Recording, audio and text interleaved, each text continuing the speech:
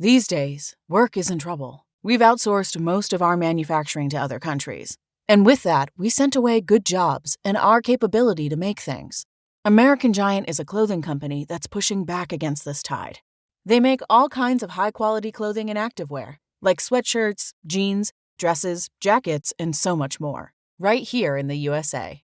So when you buy American Giant, you create jobs in towns and cities across the country. And jobs bring pride, purpose. They stitch people together. If all that sounds good to you, visit American-Giant.com and get 20% off your first order when you use code STAPLE20 at checkout.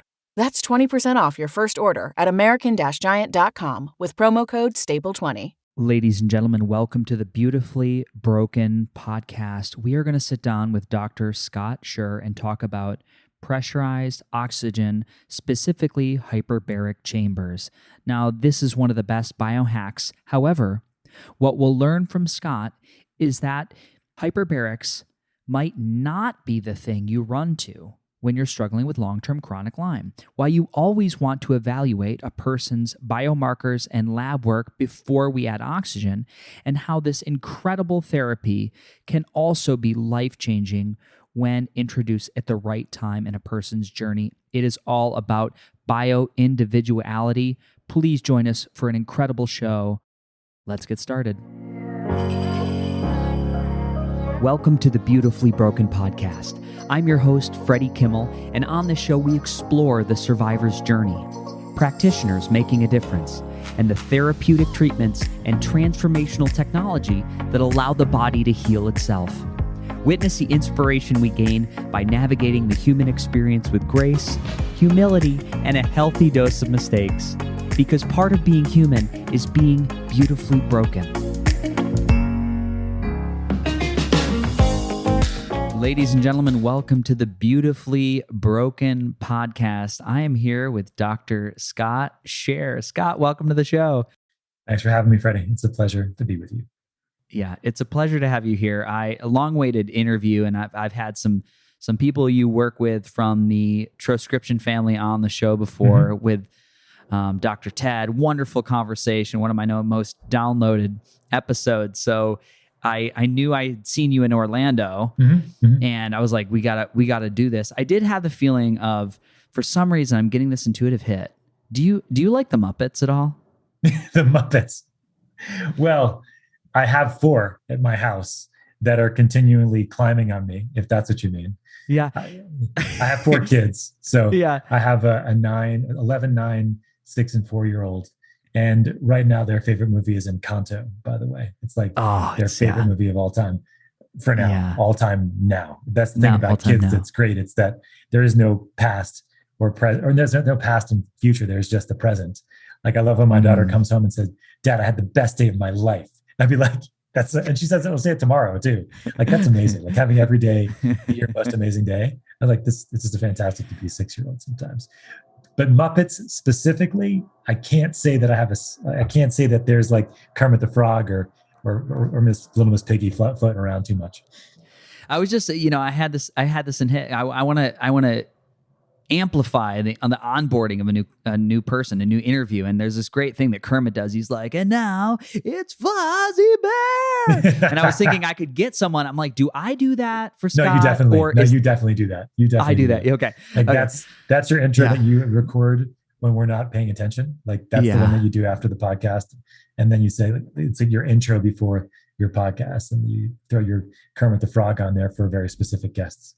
Yeah. With that being said, we'll jump into some wellness content here. Okay. I had you on, and really, I've had your name is like synonymous with hyperbaric chamber and oxygen therapy, and I've heard you speak on the topic before, and it's something I've had a limited exposure with, breath work, oxygen, and I'm really interested in it. I understand it's a major driver in balancing the terrain of the human body when we talk about chronic illness, Lyme, MS, all these fun topics. And I wondered if you could give the audience, like, why is that something you spend time working with, studying, and how did you become an expert on hyperbaric chambers and oxygen? Yeah, I mean, oxygen's kind of a big deal. Is like the easiest way to say it, right? We need oxygen to survive, and without it, we don't live very long, and tissue starts degenerating very quickly if it's cut off, or if you start having less of it for whatever reason. Most common reason why all of us will have less oxygen is that we go on an airplane. Airplanes are pressurized to 8,000 feet above sea level. And as a result of that, instead of getting 21% oxygen in the air that you breathe, which is at sea level, I'm in Colorado, so I'm about 16% oxygen actually where I am, 5,000 feet up. But on an airplane, that's 8,000 feet and you're getting about 15 or 16% oxygen. And so as soon as you start getting on an airplane, you're getting less oxygen, you get hungrier, you get more inflammation, you get these weird sort of neurologic things, like you get fatigue. And some of that's related to time changes, but a lot of that's actually related because you're not getting enough oxygen or as much oxygen as you're used to.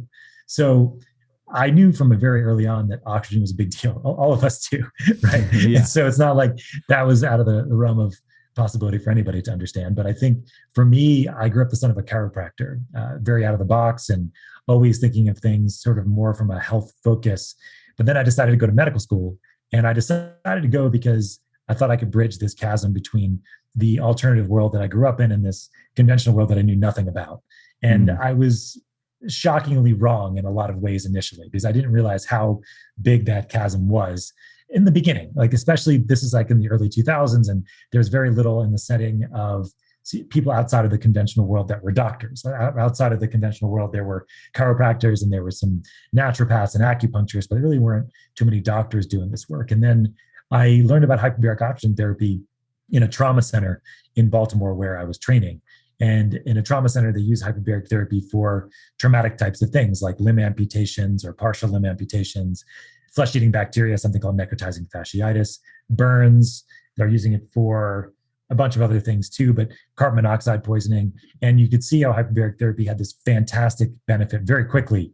Some people that were on respirators going into the chamber, and they would actually get extubated. The tube would come out inside the chamber and they would walk out of the chamber on the other end of it. So like pretty amazing kinds of things. And then I realized how simple the technology was, using oxygen that we all need, and then just driving more of it into the body using pressure, using increased atmospheric pressure. And the atmospheric pressure part was really interesting to me because I was never a diver and never a scuba diver, really. Have you ever been a diver before, scuba diving? Or I haven't, no. No. So when you're under the water, even if you're in a pool, for example, all the water above you, if you've dove down to the bottom of the pool, that water is really heavy. If you've carried water up a bunch of stairs, you know water is extremely heavy. And it's that heaviness that we actually simulate inside of a hyperbaric environment. And it's that heaviness that actually drives oxygen into the plasma or the liquid of your bloodstream. Like typically, oxygen's carried on the red blood cells. Red blood cells have these sites on them called hemoglobin, this molecule called hemoglobin where the oxygen binds. There's 250 million hemoglobin molecules per red blood cell. And we have 4 sites per hemoglobin that oxygen can bind. So red blood cell carries 1 billion oxygen molecules from when it actually carries all that oxygen from the lungs where you pick them up to the rest of your body so that you can make energy at your cellular level. And that's in your mitochondria. Your mitochondria are the places in your cells where you make energy. And so that's a lot of oxygen. And most of us do a very good job overall. So if you've ever put a pulse ox on your finger, which everybody has during COVID, they know that most of the people, normal lungs, 96 to 100% of those sites are bound with oxygen already, those hemoglobin sites. But you can actually drive more oxygen in circulation by using the plasma or the liquid of your bloodstream. The liquid is like how everything gets from place to place. It's mostly made of saline-like solution, like a salt water-like solution, and you can get a lot more oxygen in circulation that way. And that's what we do in a hyperbaric environment. So you drive more oxygen into the plasma or the liquid of your bloodstream, and that you can get about 12x more oxygen in circulation that way if you want to, depending on what pressures you use. Yeah. And that's the power of hyperbaric therapy is driving all that oxygen into the liquid of your bloodstream. When you talk about hyperbaric, what comes up for me is you said we have this potential to drive this 10x, 12x. Would you view hyperbaric as a treatment that is going to have a very timelined effect, or are there applications of the process of entrainment with over time with additional sessions that you'll change the mechanism in which your body functions? Yeah, that's a really great question. So I like to describe it as there's the acute infusion of the oxygen, all that oxygen going into circulation and all the benefits that happen in that capacity. And then there's the long-term benefits of an oxygen infusion protocol, which is mostly based on epigenetic shifts. So these are shifts of expression of your genes as a result of the oxygen exposure. And that shift in genetics is at least 8,000 genes that are oxygen and pressure sensitive, if not more. And what that does over the long term is it actually upregulates genes or increases the expression of certain genes that are responsible for growth and decreasing inflammation, as well as preventing cell death. And then actually downregulates genes that are responsible for creating inflammation, creating cell death, and a couple other things as well. But in general, so that's what's happening. To use your word entrainment, that's what's happening at the cellular level. It's basically shifting your expression of these various genes that are responsible for optimizing recovery, regeneration, those kinds of things.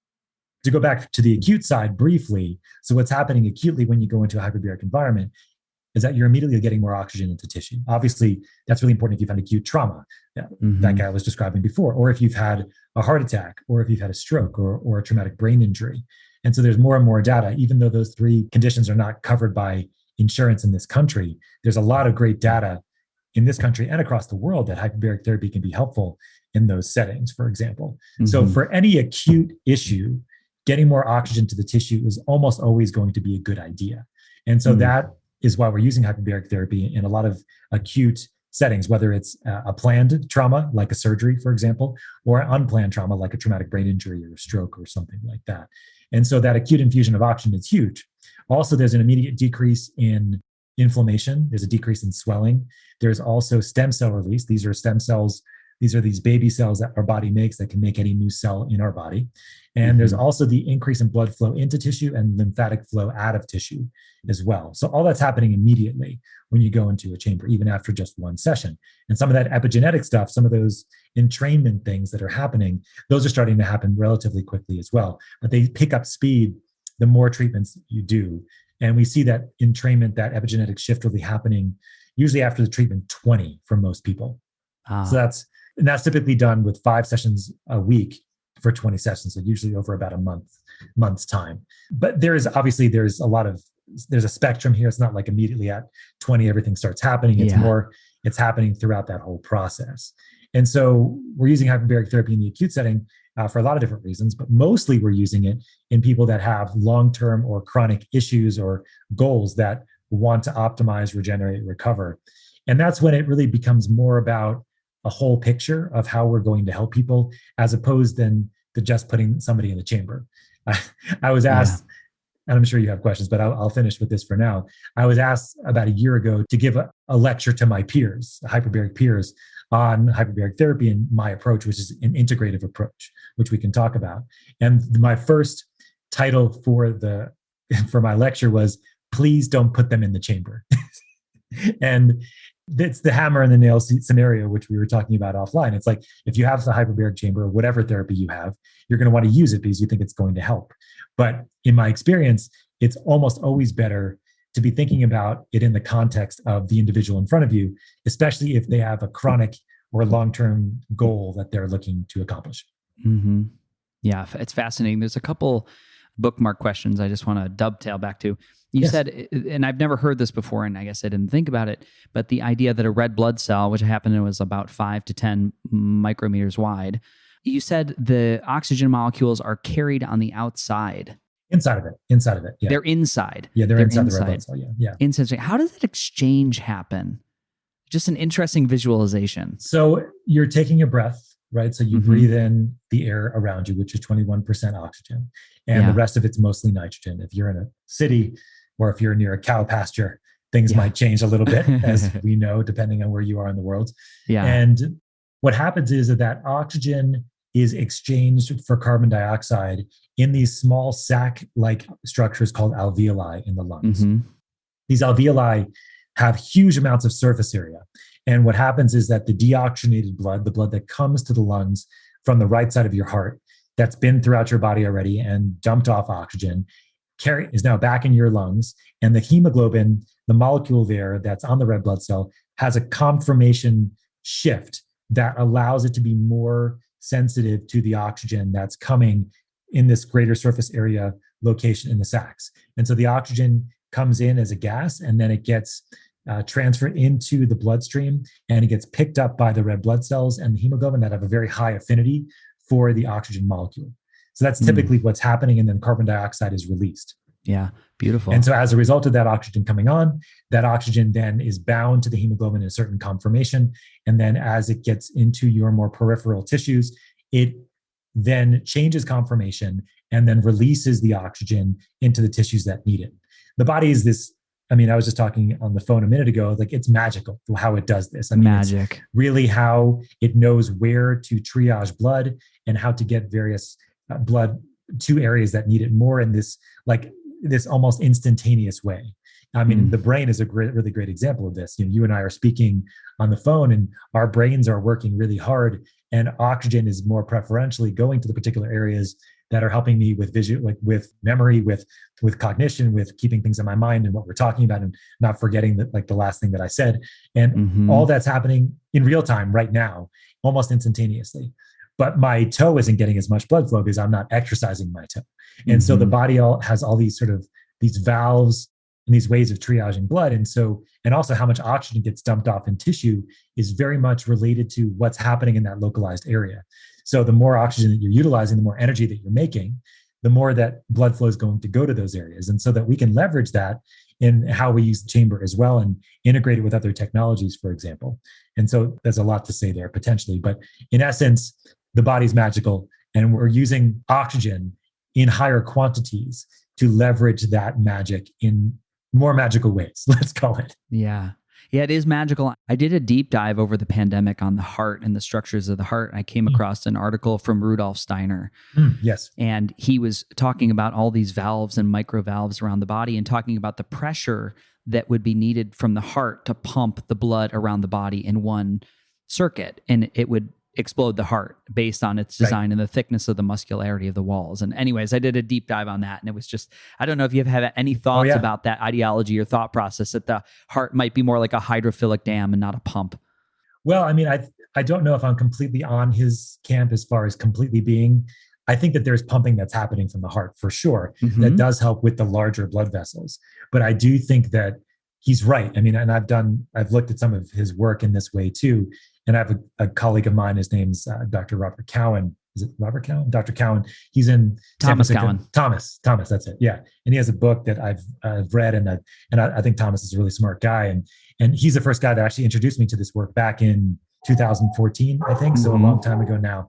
And dogs. Sorry. I think they're confirming that that this is what we should be talking about. Absolutely. You guys are spot on. Don't roll over this topic, please. Yeah. Animals are smart. Yeah, they are. I agree. And they're also crazy when people come to the door, but that's okay. So the way I think about this is that there's localized factors that are helping with movement of blood and lymphatics and others through the actual blood vessels themselves. So what are those localized factors? And this goes through some other work that I'm not sure if you've ever taken a deep dive into, but it's by a guy named, I'm forgetting everybody's first names today, Dr. Pollack at the University of Washington, and his work on easy water. Gerald. Yeah, Gerald Pollack. At least you got the first name. I took my smart drugs today. So yeah, I have last names only for whatever reason. So his idea was that you create this polarization of water around what are called lipophilic membranes, which are basically fat-loving membranes, and blood vessels are one of them. And so we know that this sort of structured water is inside cells. We know that it's around blood vessels, and we think that hyperbaric therapy and the pressure itself is actually creating more easy water around blood vessels to create more flow. But even outside of a hyperbaric environment, I think, and I'm pretty convinced of this, although it certainly hasn't been settled, what's actually happening on the localized environment, the ecosystem around a capillary, for example, like the small blood vessels that only can get one red blood cell in it at a time. But I think that's likely what's happening, is that you have these localized pressure, these localized environments with pressure that are pumping and that are creating these easy water that's helping them pump through. So, and I think hyperbaric therapy is actually making that happen at a higher clip. And that's why you get more blood flow into tissue and you get more lymphatic flow out of tissue as a result of that. Yeah. Two-part question to follow up on that. My first time at hearing about hyperbarics as an intervention for chronic illness was when I was really, really in the weeds from Lyme disease or whatever that diagnosis label markers that came back from a lab were. It's vast and it's complex. And I remember there were lots of YouTube videos, and this is early. This is like 2005 4. And I was sort of seeking information on the internet. It was wild and dangerous. And I remember people talking about this number. They're like, I did 20 sessions and I was healed from Lyme, or I did my 40 sessions. And of course, there would be other people to be like, I just sold out $8,000 and I don't feel better. And I still got the Lyme disease. So it was framing a time amount in relation to how many sessions you needed to do, what might be expected from the body. And it's something that I never did because I'll be honest with you, at the time, I was trying to leverage Airbnb my spare bedroom to make enough money for the supplements and ozone therapy and other things that I was doing. But I've always wondered what the role of hyperbarics were in the improvement of symptoms of chronic Lyme disease, A. And then B, can we just talk about the mechanism of action of sitting in a hyperbaric chamber? Because I'm not sure everybody knows what that looks like at home, and what does the nature of that process actually feel or look like? Well, I think it might be best to start with your second question, then we can go over to Lyme from there. Yeah, me too. I think that the experience is relatively relaxing for most people. And the idea really is that, as I was describing before, we're simulating the pressure you feel under a certain amount of seawater. And so that pressure sensation you'll feel in your ears like you were on a plane or you're on a train that's going underwater, like in a tunnel, for example. It's that same pressure sensation. That'll happen until you get to the pressure that's prescribed for your particular condition. Once you get down to that pressure, you no longer have any issues with your ears. You're just kind of hanging out like you're on an airplane, for example, and you're just relaxing. And then depending on the type of chamber you're in, sometimes you can bring things in there with you. If it's a mild unit, one that you have at your home, or like a soft shell kind of unit. And then in medical grade units that go to deeper pressures, typically you're not bringing anything else other than actually very little most of the time. And then usually you can have like a TV or something outside of them to listen to music or to watch TV or to listen to a meditation or whatever you want to do, kind of thing. So the experience is very comfortable for most people. There are some reasons why you wouldn't want to go into a chamber, of course. If you have any issues with your heart or your lungs that are significant, then you have to make sure you get cleared by a doctor to go into a hyperbaric environment. It's a medical treatment. It's a prescribed treatment. So it's something that should be done with intention and should be done with an idea of what you're really looking to accomplish by getting in there. And as you were describing, Freddie, it's not usually just about getting the chamber one time.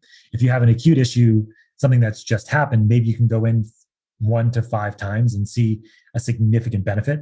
Absolutely. But if it's like a long-term issue, something that's been going on for a while, it's really what we're talking about is a dedicated 4, 6, 8 weeks, sometimes longer in the chamber to really see the benefits of a hyperbaric protocol. And this kind of dovetails here to Lyme disease specifically. And so when I moved to San Francisco in 2013, I became the medical director of a facility in San Francisco at the time that was being run by a nurse who had Lyme disease and had used hyperbaric therapy amongst lots of other therapies to help her with her recovery. So I learned a lot from her and her network of Lyme disease patients over the first couple of years of my hyperbaric practice, how spectacularly well hyperbaric therapy could go in Lyme and how spectacularly terrible it could go in Lyme disease as well. So in the sense that I don't want to say that people would get worse in the chamber, but certainly not help them as much as that I would have hoped. And what I found over the years was a couple things. The first was that you had to be, it's kind of funny to say, but you had to be healthy enough to really be able to benefit from hyperbaric therapy. If you were so sick from Lyme that you couldn't get out of bed and that you were so fatigued and you were just really not doing well, hyperbaric therapy was very unlikely to be able to help you because it would just make you feel sicker, unfortunately. Because in a hyperbaric environment, what we're doing is we're increasing the amount of oxygen in circulation, as I described. But what's also happening as a result of that is we're actually creating what's called oxidative stress. We're actually increasing the number of reactive oxygen species, what else do we call them? Reactive oxygen species, oxidative stress. Those are the main ways that we usually talk about, like oxidative molecules. And that's one way hyperbaric therapy works, is by creating these and then the body responding by having an antioxidant surge and then that balancing itself out. But if you're already under a lot of oxidative stress because of high-grade inflammation, because of nutrient or gut issues, or because of hormone deficiencies, it can potentially exacerbate those kinds of things and make you feel worse. So over the years, I found that if people were about 60 to 80% better already then hyperbaric therapy was a fantastic way to get them that last 20 or 40%. Wow. But if they came in too early, then I didn't see the long-term benefit that I would see if they came in a little bit later. And they also really needed to be working with somebody that specialized in Lyme disease in general. So I think they still go by Lyme literate physicians. Like that's how, for the most part, I worked with people, with docs that were specializing in Lyme disease and had a lot of experience in understanding how to support patients with Lyme, both outside of a hyperbaric environment, but also we would work together when they were getting hyperbaric therapy to support them and make sure that they were getting enough support from like an antioxidant perspective, from a detox perspective, that they were able to tolerate therapy really well. Mm-hmm. Wow, it's fascinating. I know it would be great. It's such a complicated conversation to have. As you know, the terrain of each human being or individual is so wildly different, from minerals to hormones to emotional trauma to support systems. Sure. And it's just wild. And I know because of the nature of the severity of the disease, people, myself included, for over 15 years, made decisions about my health out of a little bit of desperation. Mm-hmm. Yes. I was like, this is really scary. Like, I'm looking at my shoelaces, not sure which way is going to go first to tie the bow. Mm-hmm. And so you're like, I got to do something now. So I had reached out to a nurse in Jersey who had a hard shell, and she was doing great. And, she had all these amazing testimonials. And what I heard from her when I called was that, it's a good chance that this is going to be a strong benefit for you. 40 sessions. Oh, and don't stop going. Because if you just do the hyperbaric, we're supplying the body with energy or fuel or possibly oxygenation. And that latent infection can be in the bones. It can be in the tissues. If you don't have the right herbal regimen, or if you haven't done the appropriate IV antibiotics, I know people sometimes will stack those, right? To get the medicinal elements further into the tissue, which has totally changed the way I think about chronic illness. And for that reason, I tend to stray away from that. The idea that we're going to war in the body and want to blast out the bad guys. Maybe there's a way to strengthen that terrain. I've seen to be really helpful for me anyways. When I stopped doing antibiotics is when I started to get well. Sure. So it was wild to just hear these different stories, and just, I was actually dissuaded by her. I was like, I can't come to do an hour trip to Jersey, to a hard shell chamber. And she was like, don't do the soft shell. So it was her experience, her understanding, and in a place of fear, me not knowing any better, I'm like taking that as fact and running with it. So the devil's in the detail, right? And the nuance of that information. Absolutely. I mean, for me, it's always about optimizing health at that foundation. You're calling it the terrain. I know you had Dr. Ted on the podcast before, and he'll talk a lot about health optimization medicine and how that's our foundational health framework. And that's what I use now, as being mentored by him. And now we have a nonprofit education company that's educating doctors and practitioners around the world on the framework that Dr. Ted developed. Mm-hmm. But I have lots of colleagues. I have one in the cancer space, Dr. Naisha Winters, who likes to call it optimal terrain. She had a program like that. She would work with cancer patients. It's a very similar kind of idea where, you have to put sort of the condition aside for a minute and say, for a minute, it's not like it doesn't exist. It's still there. But then how do you focus on optimizing that cellular health, that gut health, that hormonal health? And then if you can do that, then everything else becomes easier. Treating the underlying condition becomes easier. You're more resilient, or whatever it might be. So, I work with people like you were, Freddie, many years ago, where you had, really, really sick with Lyme, and like those patients, I really do want to send to somebody that's a Lyme literate doc, because the ones that I work with at least, will look at that terrain side and then are specialized enough to be able to take it the next level for patients with Lyme and co-infections and all those kinds of things. And you're right. Sometimes antibiotics can work for people. But again, if you didn't work on that terrain stuff too, it's certainly not going to be good over the long run, is what I've found. And that's what happens with hyperbaric therapy. Is like, I can put somebody in the chamber for 40 treatments and then they can feel better. But if they didn't do all that work ahead of time, oftentimes those symptoms come back. And the nurse that I worked with, even in the clinic, that happened to her. She was doing great, and then she rebounded. She what's the word? She relapsed. She relapsed. Thank you. Yeah. And you took your nootropics this morning. I didn't take mine. Yeah, whatever. I'm trying a new one actually. Oh yeah. Oh nice. Yeah. Okay. Cool. Yeah. Yeah. I didn't have time this morning. It's been busy, but the idea was that she had this relapse, and then I was like, well, that's really it. I thought terrible for her, of course, and she rebounded again and she got better and she's doing great overall now. Good. But the challenge is that if you're not working on that foundational stuff first, or at least in concurrently, you're going to get into trouble. I don't care if you go into a hyperbaric chamber or you decide you want to go on antibiotics for your Lyme or whatever, like you're still going to have issues if you're not looking at that terrain or that foundation as well. Yeah. So that's why I often say that people come to talk to me about hyperbaric therapy, but 80% of the time I'm talking about something else entirely. And then like 20% of the time we're talking about hyperbaric therapy and the protocols that may help them. And it may not be hyperbaric therapy right away, and it may not be hyperbaric therapy at all, really. Yeah. If it's not helpful or if it's not going to be optimal for them. I mean, it's oftentimes what it comes down to is that hyperbaric therapy would be beneficial for almost everybody at some point in their life.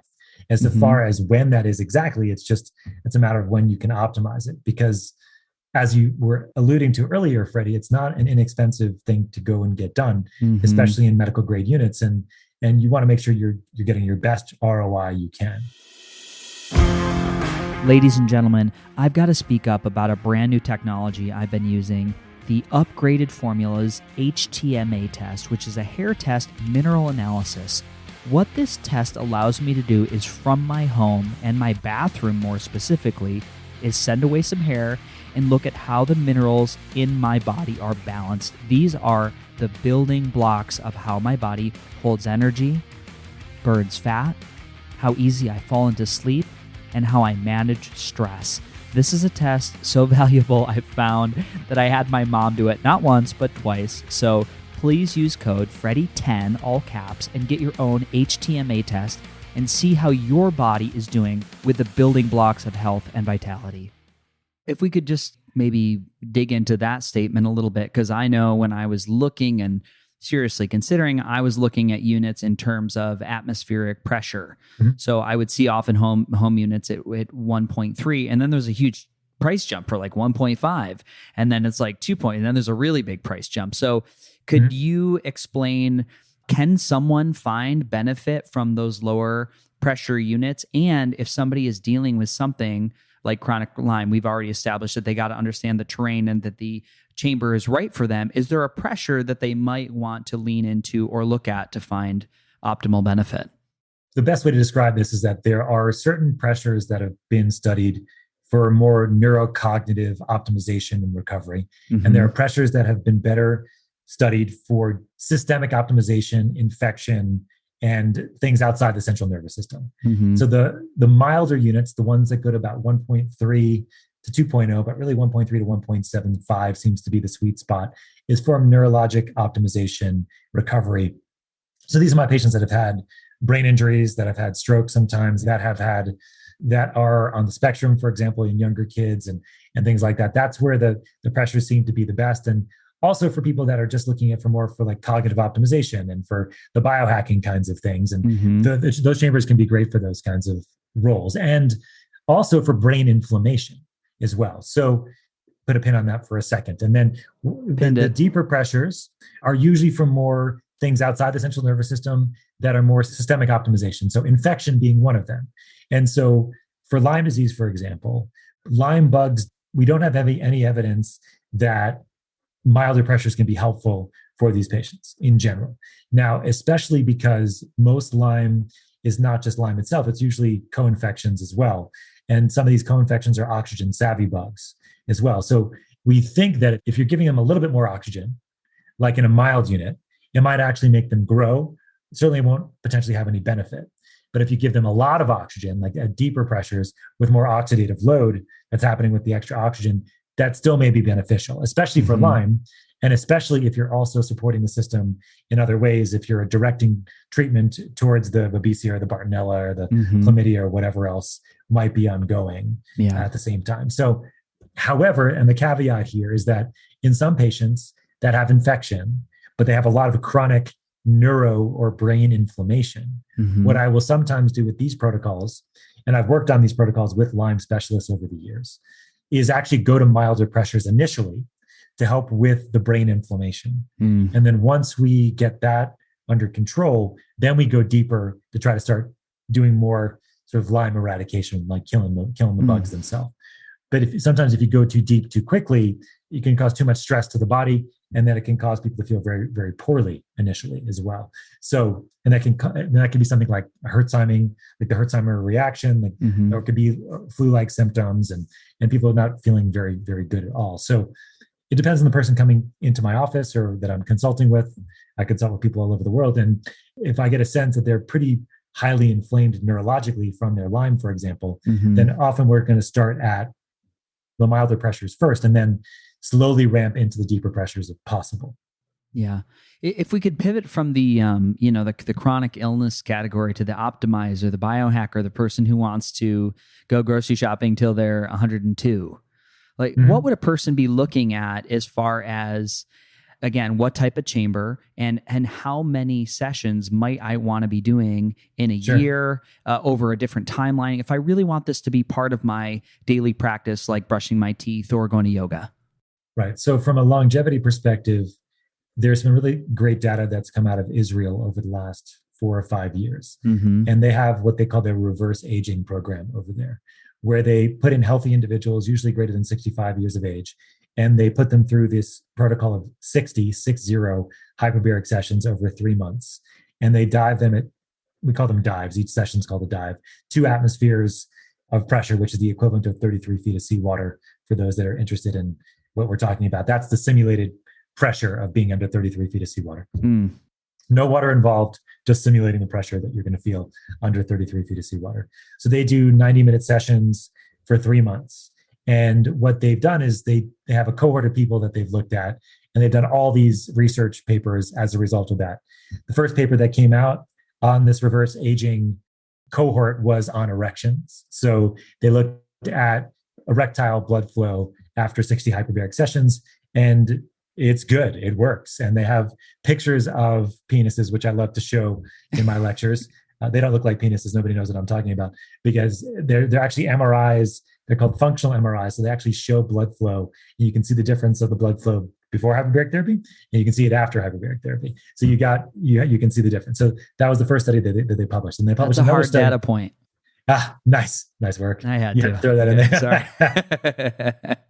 So that's how the Israelis got all the guys to sign up for 60 hyperbaric sessions, right? Yes. Penis before, penis after. Yeah. The next one wasn't as popular, but that's a time commitment. It is. It's a huge time commitment. It's a huge time commitment. Yeah. And I'll get there in a minute, but because I don't think you need that many to get a significant benefit is what it comes down to. Oh, great. Especially if you've optimized your health in other ways or are continuing to optimize your health, of course.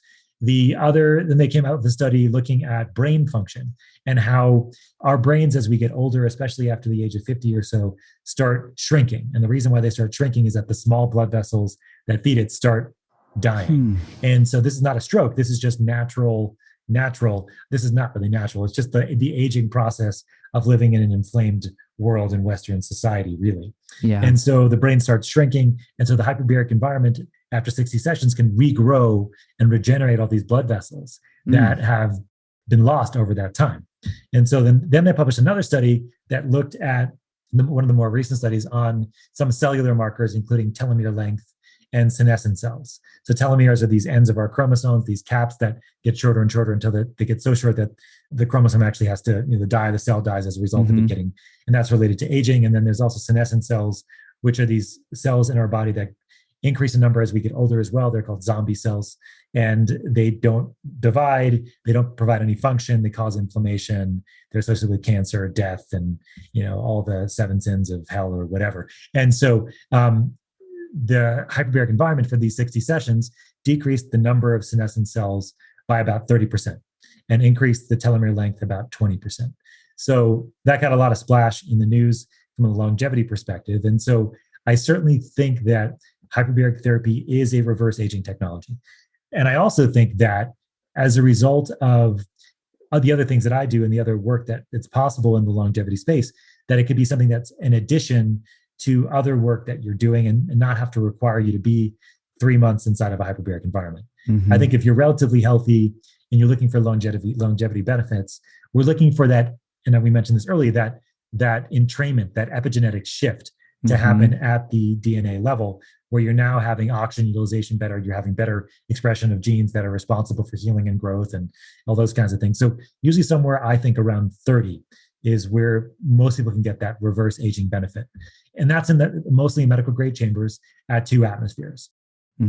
But, or in addition, I think that in the mild units, the 1.3 unit chambers that are mostly for neurocognitive optimization, I think if you're using other technologies, other practices that are increasing blood flow, for example, that are optimizing cellular functioning at the same time, I think you can likely get a lot of the same benefits, although there's no data right now for me to say exactly that for sure. It's just, I'm working with my clients over, some people have them, like me, I have a 1.3 atmosphere chamber in my house. So I'll use that with some other technologies to improve blood flow and do other kinds of things. And then it's a little bit more easy. It's easier for people to do rather than going into a hard chamber as a result of just the mechanics of all that. So, yeah, incredible. That was my question, is if you're in a chamber, it's always interesting to know if people are actually doing it themselves. And what is your frequency that you're in the chamber at home? Yeah, for me, it depends. For the most part, I'm in there 2 to 3, maybe 4 times a week, just for like a maintenance kind of thing. I also go on protocols where I try to go in for 10, 20 sessions in a row if I'm looking at for a particular condition. So I have a company that I developed. The company's name is HBOT Plus. And the idea with me developing the company was figuring out ways for people that, especially the mild units, because the mild units are becoming much more popular. You'll find them in clinics, but you'll find them in people's homes. And 90% of people have no clue how to use these things. And unfortunately, there's a lot of chamber companies out there that are selling chambers and telling you that everything except, your hangnail is going to get better inside these things. And then I get these people that they reach out to me and say, well, I have these chambers, or I have this chamber, like, what am I going to do with this thing? And so I created the company to try to be an education company so that you had a way to kind of give yourself a framework on how to use these things. And then also not only just the chamber itself, but also the integrations of what other technologies, other practices, practitioners, other things that you could do to really optimize your experience inside the chamber. And that's really where I specialize. Freddie is like, I specialize in people find me because of hyperbaric therapy. And then I'm like, well, let's talk about what you can do before, what you can do during, and what you can do after hyperbaric therapy to really optimize your experience and really reach your goals. And it really becomes a smokescreen for optimizing people's health anyway, because the chambers are great and they really do have these fantastic benefits. And I do it all the time myself and with my clients. But like, if you work on the stuff before, you're likely going to get like a lot of the benefit right there, even if you never go inside a hyperbaric environment. So that's the trick, really. Yeah, I've been preaching that across probably the last 3 months. It comes up a lot in the world of biohacking. We have so many tools and gadgets and great things, and it's a great shiny thing to get people in the doorway. Right. But at the end of the day, they're going to have a better experience with your product if they've optimized the terrain to a certain degree and understand, Dr. Sun, Dr. Air, Dr. Water, Dr. Rest, Dr. Spirituality. They're all free and 24 hours a day on call. So if you get that in alignment, you're really going to have a great experience. And I think it benefits the companies making products and the end user, and you're going to have a better, happy customer that's going to profitize the work that you're doing.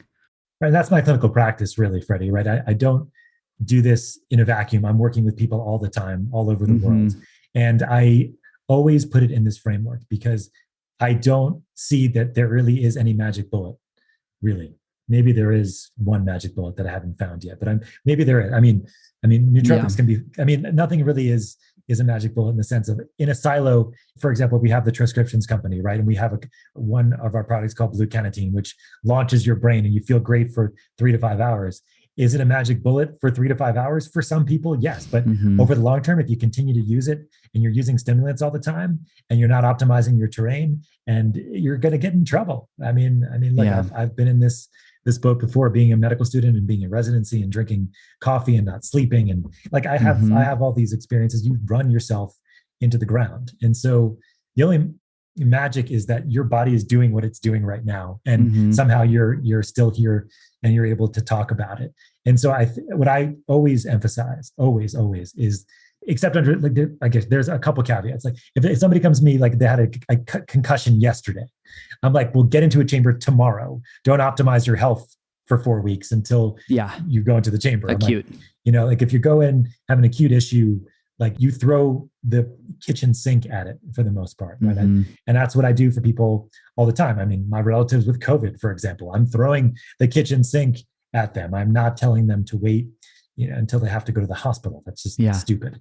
And so that's the major inflection point for me is if it's an acute issue, we throw all the kitchen sink at it if we need to. And then if it's a more chronic or long-term goal or issue, then it's about being intentional about it, intentionally working on the terrain, optimizing health. And then what other supplements, nootropics maybe, or something like methylene blue, or even, doing meditation retreats or going to the jungle in Peru. A lot of things can play into how you, especially with the trauma on the side. I mean, it's huge, right? So huge. And that's a big piece to all of this. And I don't work with people directly that have trauma, but I refer like crazy to people that I know can help in all these various ways, because I've seen it's really, a lot of people know veterans and traumatic brain injury, for example. I've seen many veterans over the years do remarkably well in hyperbaric environments, getting better, healing their brain injuries.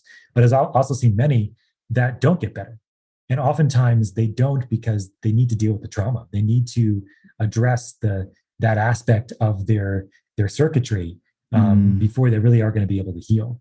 Yeah. And so I'm very cognizant when I see people initially that this is likely going to be the trajectory if they approach it one way, just in the chamber. And if they do these other things, this is likely going to be the trajectory.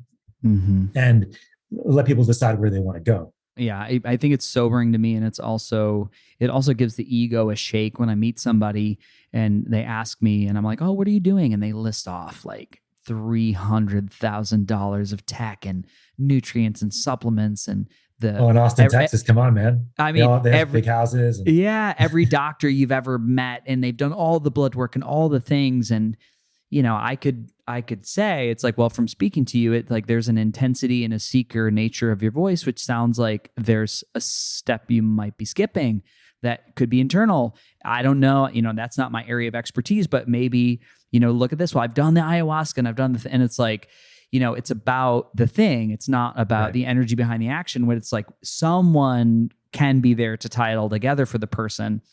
But there was a time when I was like, oh, if I just had, 20 grand, I could get better. Right. Like I really, really believe that with Lyme, or 50 grand or whatever it was. There was a monetary figure, and I was like, I was angry. I was angry that I was like, why don't I have access to this? Why doesn't my doctor know about this? Blah, blah, blah, blah, blah. And at the end of the day, I had to go around and around and around and then down to the knees. And it was very humbling, and just, had a total, the moment with Source, you're like, let's make a deal.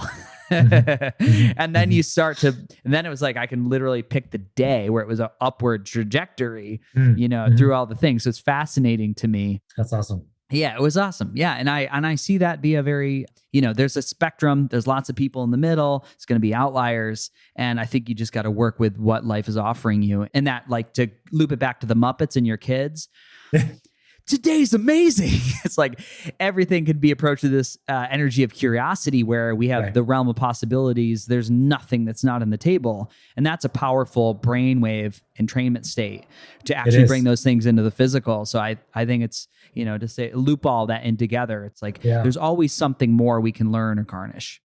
I think you really hit the nail on it, which is it's daily practices that matter. It's the things that you do every single day that are going to sustain you or break you, depending on what they are. Yeah. And so what are your foundational things that you do? You talked about all those doctors before: the water, the air, the sleep, the hydration. Those, if you're not doing the basics, anything else is not going to be as helpful, and also potentially be detrimental over the long term as well, even if it's a healthy thing. Right? If you're eating something healthy every day, you're taking, if you're getting in a hyperbaric chamber every day for the rest of your life, that's not a good thing either, right? So like everything needs to be done with sort of defined understanding of goals and needs and things like that. But daily practices, like, do you have a contemplative meditation sort of practice? Do you have a gratitude practice, or are you getting exercise? Are you feeding your body the right nutrition? Or trying to, as best you can. And so I've said no to many people that have been interested in hyperbaric therapy. I'm like, now's not a good time for you. You really need to be thinking about doing these other things first before it's even a good idea to even approach going into this kind of environment. Because it's going to rev up your whole body's metabolic rate. It's going to increase energy production. It's going to cause oxidative stress, which is not a bad thing. It's actually good. That's how your body recovers. That's what exercise does. Exercise causes oxidative stress. High heat saunas cause oxidative stress. These are not bad things as long as they're done in the context of understanding your own physiology. And like Dr. Ted likes to say, like, that health optimization medicine, for example, is a framework for biohacking. It's a framework for people that are looking to stay healthy and optimize and want to have all these tools, but they want to have that foundational cellular architecture that's sound and that can benefit and then optimize and then even be more helped because of some of the other things that you're going to be doing on top of that. But that's the framework that he likes to, was that Salu, Neo, Teno, Holo Biontology. I think that's what he calls it. So yeah. Big words. Yeah, the big words. I've become increasingly aware of the way environmental toxicity affects my body. Now, in the past, I've tested high for mercury, lead, cadmium, glyphosate, and mycotoxins from mold. Now, I know what you're thinking. That is a full bucket. And even worse than the list of toxins was the fatigue, the neuralgia, and the brain fog due to the burden on the system. So luckily, I was introduced to the Ion Cleanse Foot Bath by AMD at a wellness conference. The system uses both positive and negatively charged ions to help eliminate these harmful toxins from the body. So my N=1 experiment, after 4 months, I've watched most environmental toxicity fall by more than 30% through diagnostic testing. So for me, this is a win-win. The Ion Cleanse by AMD is a fan favorite of the podcast because it's safe, it's effective, and it's a non-invasive way to cleanse and purify the body. So as a special promotion, Ion Cleanse by AMD is offering a free 15-minute consult where you can explore your personal needs to see if this technology may be the right solution for you and your family. So schedule your free 15-minute phone consult by selecting the link in the show notes, my Instagram at FREDDIESETGO, or FREDDIESETGO.com. Friends, this is a heart-centered company. The support team is amazing, and they offer a 60-day, 100% money-back guarantee. That is zero risk for the customer. So if you're ready to purchase, visit www.amajordifference.com and mention the Beautifully Broken podcast as your referral source. Namaste. Scott, I want to be mindful of our hour, and I want to wrap up to a degree, but I also, we've touched on nootropics just a couple, we threw it out there. And I think for the people at home, because it was quite a few podcasts ago with Dr. Ted and transcriptions and the idea of a smart drug or blue cannatine, sure, something I'm a huge fan of. And I've studied since we did that podcast and played around with in my own life. I've found great benefit from incorporating this, especially when I have a big event or a meeting or something I really want my brain to be on point. Mm-hmm. In your experience, like, what are transcriptions? Like, where does that come into play in, the average optimizer's life? Mm-hmm. Well, Health Optimization Medicine in Practice was the nonprofit organization that we founded. Dr. Ted is the pioneer of this particular foundational practice that we've been describing. And we decided to create a for-profit company, for-profit arm of Health Optimization Medicine. And the name, the big heading of the company, the umbrella name is Smarter, Not Harder, mm-hmm, which is a great name, of course. That's what marketing we all writes do, itself. Right, it does, right? And so, but underneath that, our first company is called Transcriptions. And this is a company that we developed to kind of address the bottlenecks that we all face on the path to optimizing our health. And some of those bottlenecks are really challenging, especially brain function, especially brain fog, mm-hmm, optimizing cognitive abilities when we're going through things that are challenging, everything from Lyme to people post-COVID, which we're seeing a lot of chronic fatigue, and patients that are perimenopausal, actually, interestingly. There's a lot of brain fog during that time frame when hormones are shifting as well. And so we decided to start off with brain-focused products. And now we have one for sleep, not sleep yet, that's coming. We have one for stress and anxiety, or anxiousness that's coming, that's out on the market. And we really we approached this in a way that was very much like our clinical practices. Dr. Ted and I are seeing patients, and we wanted to create something that was precision dose, that was pharmaceutical grade, that you could really rely on and can titrate on your own to the dose that you needed. And so we work with a compounding pharmacist. We do everything very much at high end, high level, and make things that optimize your brain, that stimulate your brain as well, potentially as well. So we have one called blue cannatine, which is a combination of two stimulants, nicotine and caffeine, along with CBD and something called methylene blue. It's the reason why you see people on Instagram with blue tongues. That's because of the methylene blue that we have. We've created somewhat of a renaissance for methylene blue, I have to say, with more and more companies that are using it now. And methylene blue is great. It's got this fantastic ability to optimize your mitochondrial function. It actually improves energy metabolism. It works just like oxygen at your cellular level. So it actually supports and actually supplants, not supplants, but supports and can even work in the, if oxygen is not around in high quantities, it can take the place of oxygen in your mitochondria to help you make energy. So it's also an antioxidant, and it's got some mild antidepressant capabilities. It's got, and at higher levels, it's an anti-infective. It's being studied in COVID as well, actually, but we make no claims. In post-COVID, it's been very interesting as well, at least in my clinical practice. That's personal. That's not my company. I'm not making any claims with my company doing that, just as a heads up. But really interesting work that methylene blue is doing on its own. And so we took this blue carnitine product, which is great for like 3 to 5 hours of focus, getting shit done, productivity, verbal fluidity, etc. And then we took just the methylene blue out of that and made it its own product called Just Blue, which is just pure methylene blue. And that's really great for people that are looking at the mitochondrial optimization side of things and don't want the stimulants as well, because it's no nicotine, no caffeine in that one.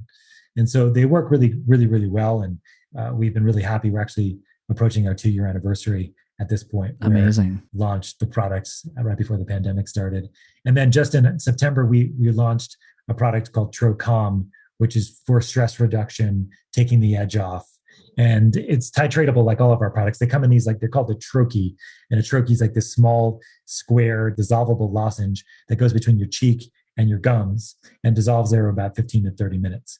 And they come squared. The square comes squared. That's complicated, but basically you can break it up into quarters. And so we have most people start off with a quarter and then titrate their dose up to a full troche if they need to.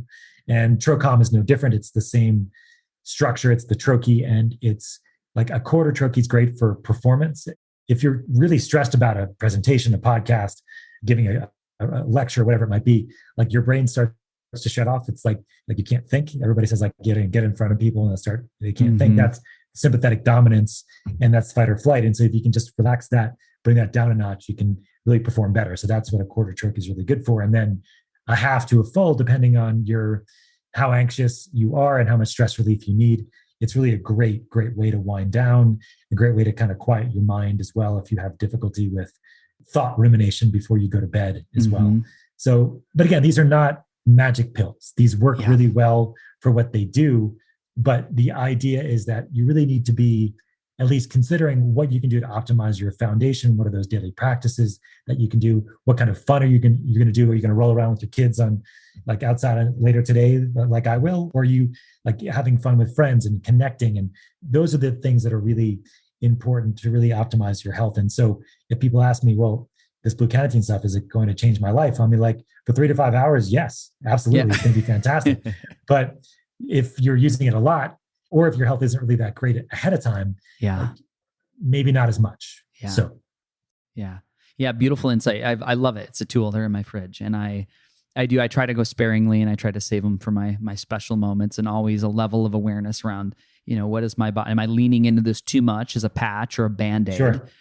And it's great. Again, it's a great social media thing. So we do have a code on those for FREDDIESetGo.com. I think it's Beautifully Broken 10. You can try them and get a discount. And it's a fun little biohack. Again, a gateway transcription, if you will, into a little peak mental performance. And I really noticed it. I'll be honest, it's like the first one that I've ever tried that's labeled as a smart drug that really had an effect for me, because I trend towards a little ADHD. Like when I have a lot of voltage in my brain, and when I ever do that, like the WAVI scan, they're like, ooh, you must struggle to really knock down those looping thoughts. And I'm able to I don't feel amped or high. I just feel like I can get shit done. And that's common. We don't make any claims on the ADHD side, but certainly we've had users respond in very similar ways that you've described.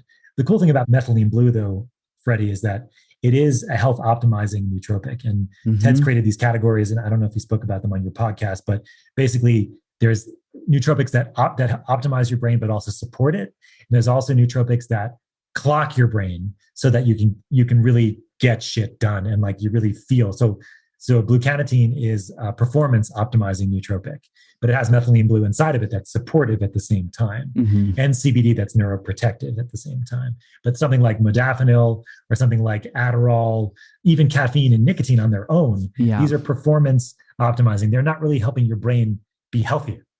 Yes. They're just making it work better or faster or whatever. But methylene blue is one of those that's super interesting because it actually is very supportive. And so we do have people that use it on a daily basis for that supportive quality, because it doesn't have that clocking kind of mechanism where it's going to overclock your system overall. So, and as long as you're using it low dose and, as prescribed and things like that. So it's a very cool and a very blue compound. Yeah. So. Scott, thank you for being here. You are a wealth of information, and I love your even balance, even-handed perspective on everything. The one thing I want to just offer to people that might hear this is, if you happen to be a person and maybe you have a hyperbaric, maybe you're thinking about doing it. You mentioned supporting education around this and understanding. Do you have a place where you'd point people to get some of these, almost like an assessment? Is this right for me? What do I do? What's my checkbox before I jump in?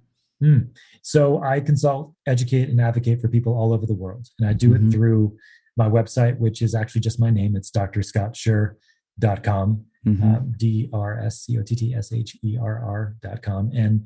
Or my previous website was integrativehbot.com as well. You can still find me there. And I work with people, as I said, all over the world. I work with clinics all over the world to help optimize and understand how hyperbaric therapy might be helpful in their particular condition for their goals. I did mention that I'm creating some education around this whole world, and that's coming out soon. That's with my company, HBot Plus. It's hbot.plus if you're looking for it online. You can find me there too, actually. But that is coming out soon. It'll be a phone application that you can use that'll be built in with all these wellness protocols of how to use hyperbaric therapy and all the potential integrations that you can use, like low-level light therapy, sauna, hydration, foam rollers, all these different other things as well, supplements that really can help just optimize protocols along the way. So those are the best places. I'm on Instagram and not as active as I likely should be, I guess, but I'm there. And obviously you can find transcriptions on Instagram as well. Very easily, just look for the blue tongues or the orange tongues with Tricom actually. And more products coming along the way, hopefully soon too. Incredible. Scott, thank you so much for being here and being a guest of the Beautifully Broken podcast. I just got one closing question. Okay, do it. I'm going to give you a magic wand. You can gift something to the people of the world right now in this time in 2022.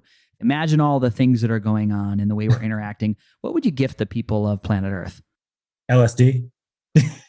Just kidding. I love it. I've had conversations with people about dosing water supplies, but that's not a good idea. Gift to the world, I think it would be space, just in the sense of giving them like space from the time that they experience something to the time that they respond to something. If you can just create a little bit more space in that window for people, it would be a much happier place. So it's the difference between reactive versus being responsive. And if we can create like a little more space there, I talk about this with my kids every day, but I neglect to tell them that I'm still working on this now. So, but it's a lifelong endeavor. It's a lifelong thing, right? And of course, it's moment to moment. How are you feeling at the moment? Like if you're feeling like shit, it's hard to have any space between your reaction or your response, right? So, but if we can create a little more space for people, and there's lots of different ways to do this, and I talk about this with meditation with my kids and taking and breathing and all these different little tricks, of course. I think that would make a huge, huge difference. So that's what I would gift if I could. It's a beautiful gift. Thank you for being a guest on the Beautifully Broken podcast. Namaste. Hi, friends. I hope you're loving the show. Let's take a quick break to hear a word from our sponsors. If there's one word that makes me feel really intelligent, it's photobiomodulation, better known as red light therapy. Photobiomodulation has been clinically shown to increase energy, circulation, increase testosterone production and workout recovery, hair growth, even the improvement in the depths of fine lines and wrinkles. You actually don't have a lot of reasons not to incorporate red light therapy into your home. And not all panels are created equal, which is why the panel I recommend to my family and my friends is LightPath LED, for the following reasons. This company continues to evolve their technology, including up to 5 wavelengths in each bulb. They include a 3-year warranty. This is one of the most robust in the industry. And they also have pre-programmed frequencies to add the benefit of pulsed light to the body.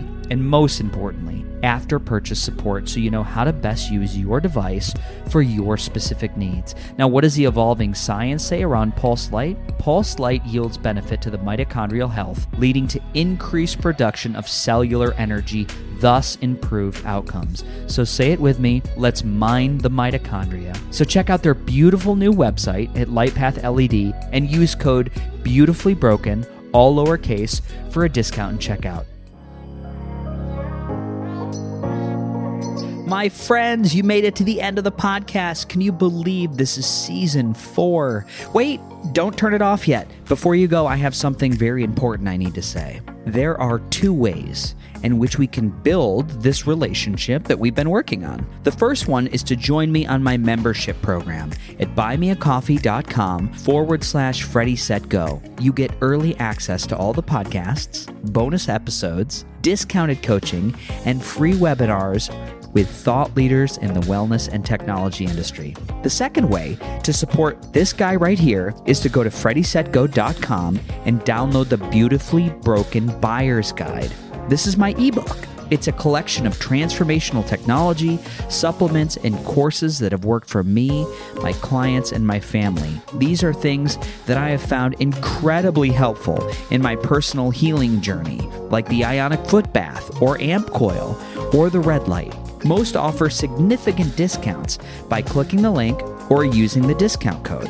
Now, please know they don't cost you anything extra, and at the same time, they do support the podcast through affiliations. Friends, thank you for tuning in. If you enjoyed today's show, head over to Apple Podcasts and leave a review. 5 stars if you loved it, and, well, I guess if you're compelled to listen to this entire thing and leave a 1-star review, I'm going to take that too. If you want to connect with me directly, I spend most of my time on the social media platform known as Instagram at FreddieSetGo. Or you can find me at buymeacoffee.com/FreddieSetGo or FreddieSetGo.com. And lastly, from my vast team of legal internet lawyers, which I pay a lot of money to, the information on this podcast is for educational purposes only. By listening, you agree not to use the information found here as medical advice to treat any medical condition in yourself or others. Always consult your own physician for any medical issues that you may be having. That's all for today. Our closing: the world is changing. We need you at your very best. So take the steps today to always be upgrading. Remember, while life is pain, putting the fractured pieces back together can be a beautiful process. I love you. I'm your host, Freddie Kimmel. These days, work is in trouble. We've outsourced most of our manufacturing to other countries, and with that, we sent away good jobs and our capability to make things. American Giant is a clothing company that's pushing back against this tide. They make all kinds of high-quality clothing and activewear, like sweatshirts, jeans, dresses, jackets, and so much more, right here in the USA. So when you buy American Giant, you create jobs in towns and cities across the country. And jobs bring pride, purpose. They stitch people together. If all that sounds good to you, visit American-Giant.com and get 20% off your first order when you use code STAPLE20 at checkout. That's 20% off your first order at American-Giant.com with promo code STAPLE20.